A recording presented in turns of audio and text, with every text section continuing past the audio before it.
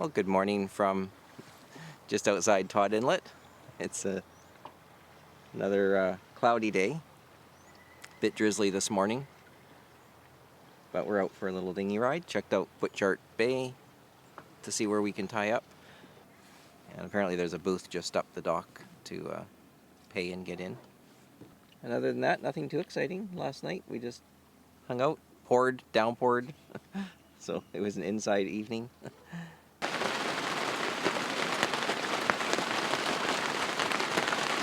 Anyways, we're gonna head back and see what we get up to after breakfast. And seeing all the jellyfish. Yeah, lots of jellyfish here.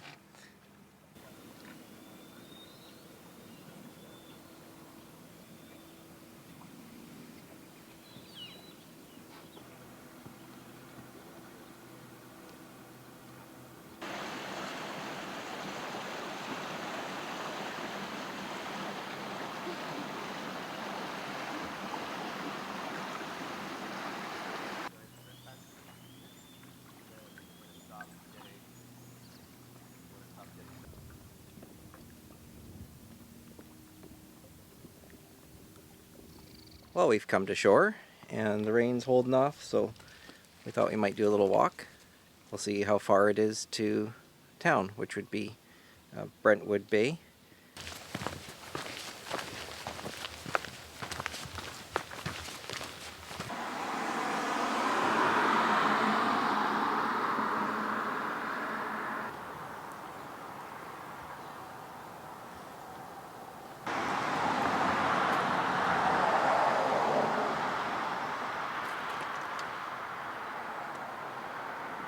Well, we made it to town, and it was just under 5 kilometers. So if you just go north on Wallace Drive, I thought it was Wallace Road, but I think it's Wallace Drive. You eventually hit West Saanich Road, I think it was called. Yep. And that's sort of the main drag for Brentwood Bay. We went to a little fish shop. There's a liquor store here. There's everything here. Post office, library, popped into the library. Went into the library. Oh, got ice cream. Saw the old school. Saw the old school, which opened in 1908. Then there's the Fairway Market at the corner of Wallace Drive and West Saanich Road. And it's a good little grocery store. So if you are going to walk into town and you've got some reusable bags or a cart, it would be worth stopping in and getting some groceries there. So, and now we're going to walk back, and then Devlin's going to do it all over again with her run.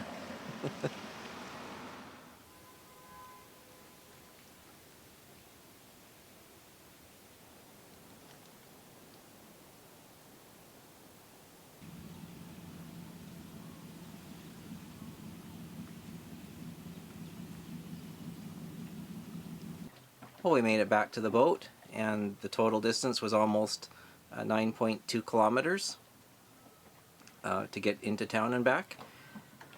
The plan still is to stay here until tomorrow.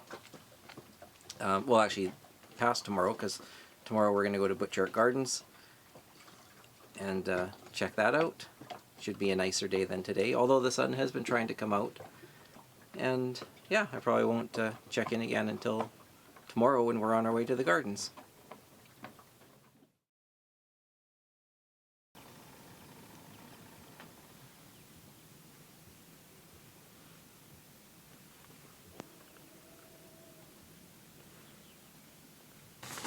Well, good morning from Todd Inlet, and what are we up to today? Oh, we're going to the gardens. Butchart Butchart Gardens, yep. Butchart Gardens, and we're going to access it from the boat dock. So all the buildings in San Francisco built in the 1910s and 20s were from cement quarried from Butchart Gardens, or limestone from the from this harbor. gardens. Yeah. The steamships would come in and ship all their cement down to San Francisco, we learned. Pretty So, cool. and the gardens, I believe, was the quarry for the Yes. cement factory. So, we'll see what it's turned into. Are you excited? 55 acres worth of flowers. Oh, 50 full-time gardeners. wow. Amazing.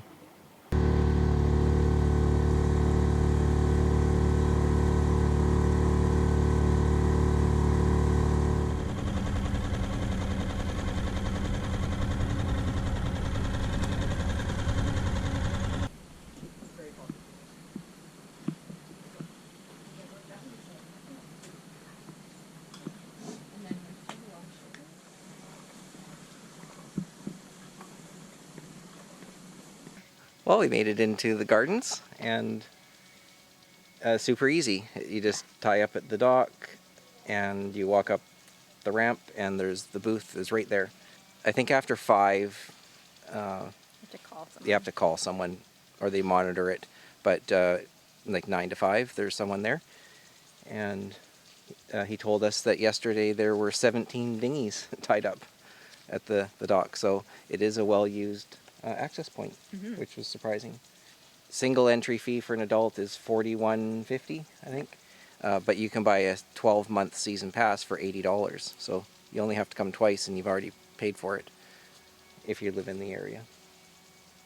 But Or if you're visiting more than twice a year. yeah, so it's a pretty good deal for the season's pass. Yeah. You can also get a re-entry stamp. So if you were going to leave and then come back later, you can get a re-entry stamp for the day.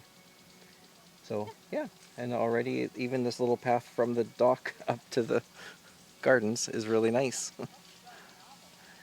Excited Very. to go see some plants? Yeah.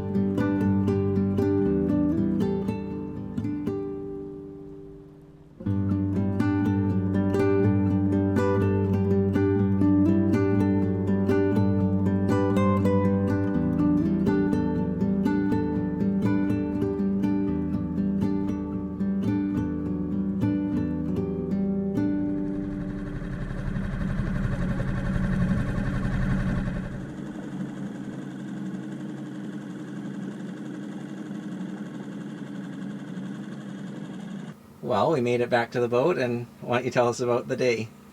Yeah, we spent, basically the entire day in the gardens, Butchart Gardens. We bought the day passes, and then by the time we walked up to the visitors booth or visitors info center, we had upgraded to the 12-month pass. And so there were sort of a number of different kind of garden areas or garden themes. We went through the Japanese garden, the Mediterranean garden, the Italian garden, the rose garden. We saw wildflowers. We saw tons and tons of different plants in bloom. Sunken Garden is the biggest area. The sunken gardens, the limestone mound that remained because of it was too poor quality to actually be used, and so it functioned as a lookout, and now you can climb up the stairs to it and get a really great overview through the sunken gardens. Yeah, and Mrs. Butchart used that pillar in the middle of the quarry as a viewpoint to help design the gardens, and it took her 9 years, I think. Yes. And she used laborers from the cement factory. Yep, and very convenient having a cement factory at your sort of behest, and everything could get sort of loaded to and from based on the cement factory. There's some pretty cool kind of info plaques throughout the gardens. Yeah, lots of different trees. They said over 2,500 roses in the rose garden. Some smells better than others, for sure. Yeah, and 250 varieties or something? Yes, and the rose garden is the only place that they're all labeled. Elsewhere in the garden, you can pick up the field guide, and they have kind of the most common plants and flowers, but you can also go to the info center, and they have a plant species ID section. If there's something you want. But I saw people with apps on their phone, and they could sort of put them up and then get told what they were. Also a great gift store. Yep, to a BC-specific artist gallery, and then kind of a larger gift and seed store. And they've been putting all the seeds in little bags by hand for over 100 years, and they still maintain that tradition. We picked up a few things. Also, if you get the Seasons Pass, you get 10% off. Food and gift store. So... Another there's no bonus. real savings, yeah. Oh, we saw the carousel. Oh, the carousel, the with all the kids on it. That was fun. And some adults. And some adults, of course. Yeah. Yeah, I mean and the variety of plants and flowers. Mind-blowing. It's just I've never seen so many shapes and sizes and colors and combinations. And super fun if you're arriving by boat that you can access it very easily with the dinghy. Yeah. The booth is manned 9 to 5 during the week, or probably 7 days a week this time of year. And I'm not sure what it's like in the off season, but you actually enter into the Japanese garden right from the dock. You go in, that's where you would enter.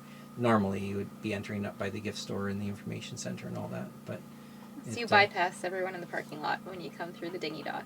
Yeah. And recommend it to people? Absolutely. Yeah. And you can bring your lunch. You can pick up obviously lunch there, but we found a nice little bench and had our sandwiches, and it was lovely. Yeah. Good day. Great day.